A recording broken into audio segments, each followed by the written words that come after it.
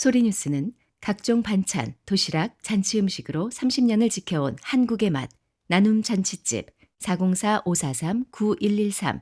오늘 식탁이 파티가 됩니다. 알파레타에 위치한 이탈리안 퓨전 패밀리 레스토랑 루치스. 여러분의 눈높이에 맞춰 정조준하는 교통사고 전문 정준 법률 사무소.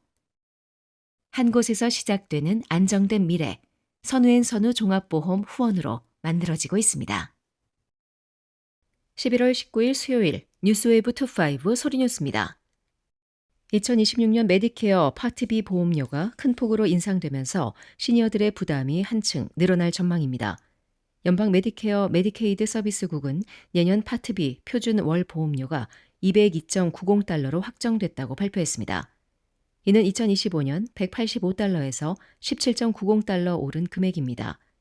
이번 인상폭은 물가 상승률은 물론 소셜 시큐리티의 생활비 조정인 콜라를 크게 웃도는 수준으로 생활비 상승에 힘겨워하는 은퇴자들에게 직접적인 부담으로 이어질 것으로 보입니다.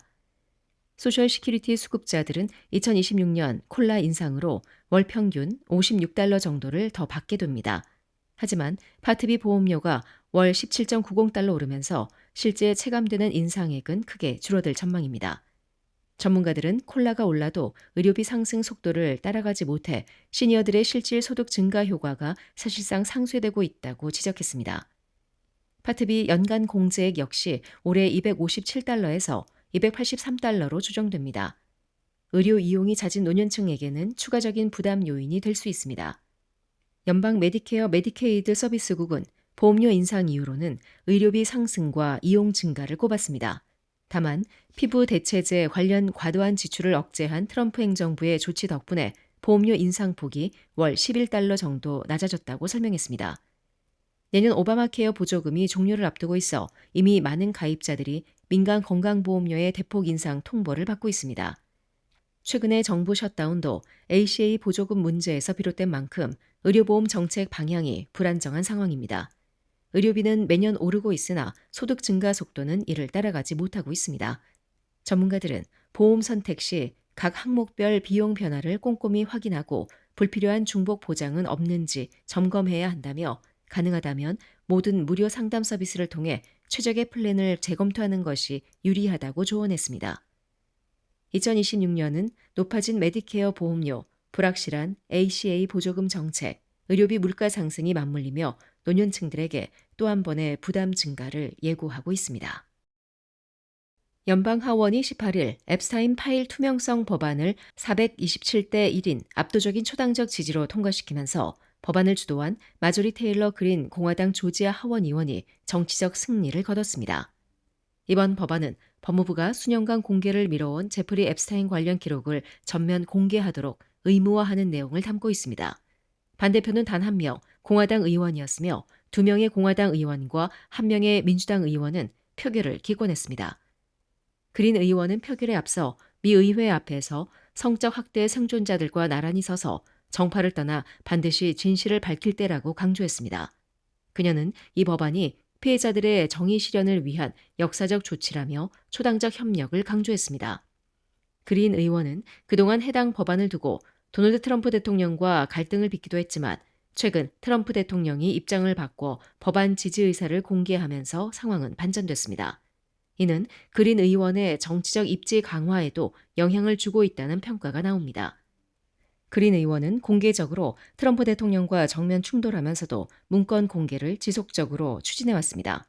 특히 앱스타인 관련 피해자 지원과 투명성 요구에 앞장서며 전국적 주목을 받았고 이를 통해 그린 의원의 향후 정치적 행보에 대한 관측도 커지고 있습니다.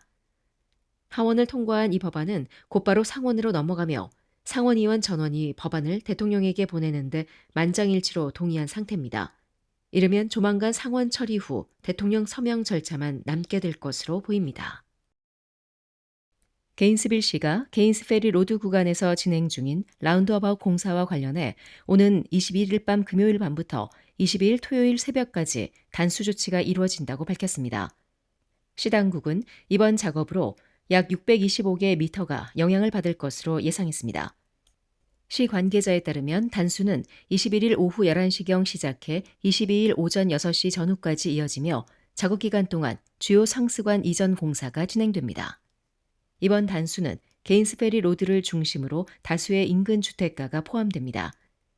게인스빌 시는 단수 기간 중 주민들에게 정수기, 보일러, 제빙기 등 물 사용 기반 장비 보호 조치를 필수하고 단수 시간대 생활용수 확보 후 불필요한 물 사용을 자제하며 공사 현장 주변 운전 시 감속 또는 우회로 안내를 준수하며 야간 작업 인력 주의를 요청했습니다. 게인스빌 시 관계자는 라운드어바웃 조성 공정의 핵심 단계인 상수관 이전 작업을 위해 불가피하게 단수가 필요하다며 지역 주민들의 이해와 협조에 감사드리며 불편을 최소화하기 위해 최선을 다하겠다고 밝혔습니다. 한편 이번 단수 및 향후 공사 일정에 대한 정보는 시 공식 홈페이지 gainesville.org에서 확인하실 수 있습니다. 귀네카운티위원회 니콜러브 핸드릭슨 의장은 18일 2026 회계연도 카운티 운영을 위한 총 26억 달러 규모의 예산안을 공식 발표하며 카운티가 직면한 건강관리, 저렴한 주택, 지속 가능성 문제 해결을 위한 대규모 투자를 제안했습니다.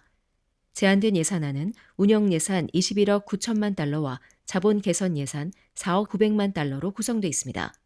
이번 예산안이 재정적 책임성과 핵심 서비스 유지에 초점을 맞췄다고 강조했습니다. 핸드릭슨 의장은 우리 주민과 기업처럼 카운티 또한 인플레이션과 경제적 불확실성에 영향을 받고 있다며 각 부서는 지출 절감 방안을 적극 발굴해온 만큼 강한 재정 기반을 바탕으로 지역사회에 필수적이고 수준 높은 서비스를 지속 제공할 수 있게 됐다고 밝혔습니다. 이와 함께 카운티는 사전 예방적 도로 재포장, 유지 보수, 안정적인 식수, 폐수, 우수 관리 등 기본 인프라 서비스 개선도 계속 이어갈 계획입니다.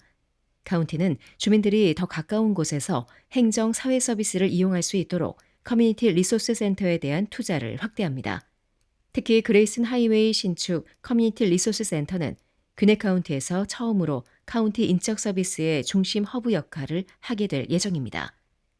예산안 수립 과정에서는 각 부서 책임자와 선출직 공무원들이 올해 초 예산검토위원회에 사업계획을 발표하며 예산 편성에 참여했습니다. 핸드릭슨 의장이 선정한 4명의 귀넷 주민이 부서별 요청을 검토하고 예산안을 위한 추천을 제시하기도 했습니다. 이러한 예산 검토 과정은 tv귀넷.com에서 온라인으로 확인할 수 있습니다. 제안된 예산안은 귀넷카운티.com에 게시되어 있으며 로렌스빌 샬롯 제이 내쉬 법원 건물 4층 임시 재무서비스 사무실에서 인쇄본으로 열람이 가능합니다. 이 예산안에 대한 주민 의견을 수렴하기 위해 12월 2일 오후 6시 30분 공청회가 열릴 예정이며 주민들은 12월 31일까지 카운티 웹사이트를 통해 의견을 제시할 수 있습니다.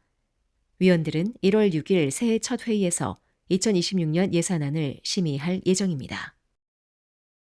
미국 이민국이 2025년 10월 20일 이후 시민권 신청을 제출하는 모든 신청자를 대상으로 새로운 시민권 시험을 시행한다고 발표했습니다. 이번 개편은 2008년 이후 17년 만에 이루어지는 대규모 변화로 시험 문항 수와 정답 기준이 크게 강화됩니다. 미 이민국은 2025년 10월 19일 또는 그 이전에 신청서를 접수한 지원자는 기존 2008년 버전 시험을 유지한다며 새 시험은 10월 20일 이후 신규 신청자에게만 적용된다고 명확히 밝혔습니다. 새 시험 주요 변경 사항은 다음과 같습니다. 시험 준비용 총 문제수가 기존 100문항에서 128문항으로 늘어납니다. 또한 이민심사관이 면접 중 질문할 수 있는 시민권 문항이 2배로 증가합니다.